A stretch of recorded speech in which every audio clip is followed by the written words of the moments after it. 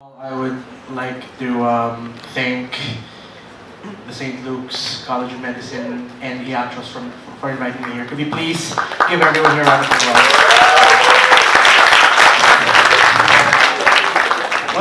What a nice and lovely, somber evening we're having. And I am about to ruin it for everyone. Because if you guys aren't familiar with my work, the first thing you should know is that there is nothing subtle about me.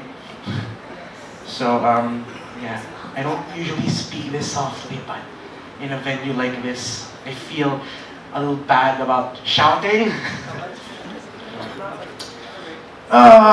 This first piece, I always open my sets with this.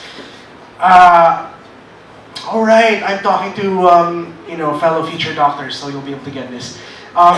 2 years ago, in my first year in medical school, we call it YL5. We had in our neuro module our first exposure to pain management, and I didn't know that all of the numbers on the numeric rating scale used in the emergency room, all of those have meanings from 1 to 10. So I just kind of went from there and wrote something. Also, this is a metaphor that really went out of control. So, anyway, the following piece is called the Baymax poem.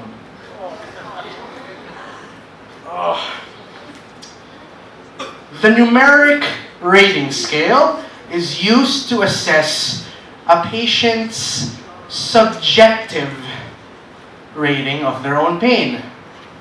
If you're not familiar with it, let me remind you. Hello, I am Baymax, your personal healthcare companion. On a scale from 1 to 10, how would you rate your pain? Right?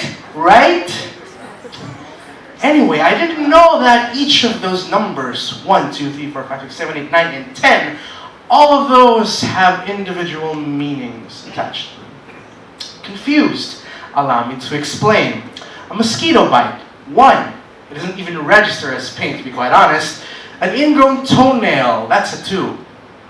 Now you're starting to notice. 3 is more like a shallow cut. It hurts, but it's okay. You can handle it. A bee sting. That's a 4 for sure. It's way too much. In such a little time, you couldn't even brace for it. 5 is like gout at 2:30 in the morning. You can't even fall asleep without thinking about it.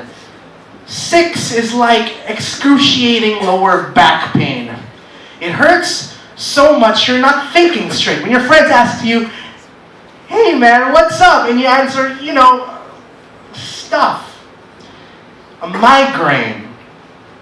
That's a 7 for sure. At this point, you can't even speak or get out of bed. 8. Is it the miracle of childbirth? I mean, it should be a good thing, but the pain is so utterly excruciating. You are no longer the same person you were before. 9 are the untreated symptoms of terminal oropharyngeal cancer. At this point, you're reaching for any solution. Painkillers, alcohol, pills, a gun, I don't know.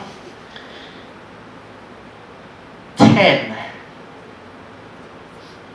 Well, 10 is a little hard to describe because very few people are conscious or even alive after losing a limb to say that it's a 10.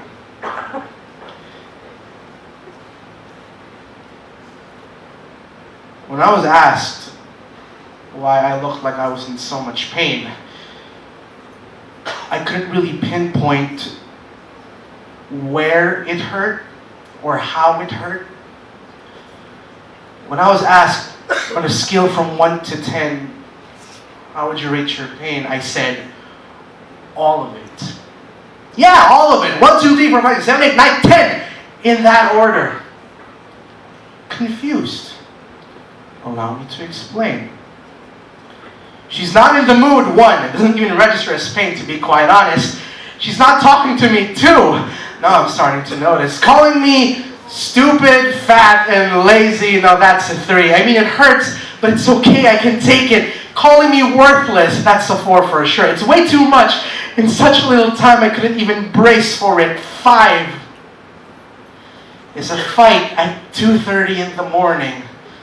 I can't even fall asleep without thinking about it. 6 is waking up and she's gone.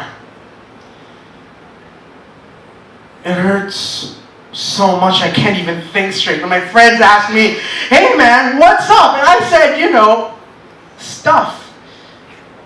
Seeing her with someone else, well, that's a 7. At this point, I can't even speak or get out of bed. 8 was the night she came crawling back to me. Tears flowing down her cheek, begging me for forgiveness. I mean, it should be a good thing. But the pain is so excruciating. I am no longer the person I thought I was. And instead of standing up to her, I said, "Welcome back." 9 was the moment right before she left me. At this point, I am reaching for any solution. Painkillers, alcohols, pills, a gun, I don't know. 10. Well, 10 is a little mysterious. See, very few people are in their right mind directly after losing the one they love to say that it's a 10. See, when you lose a part of yourself, whether that be a limb or someone you love, and feel pain as if that something was still there, in medicine we call that a phantom pain. See, it doesn't hurt because of what she did to me. It doesn't hurt because she left. It doesn't even hurt because she's gone. It hurts because it feels like she's still there.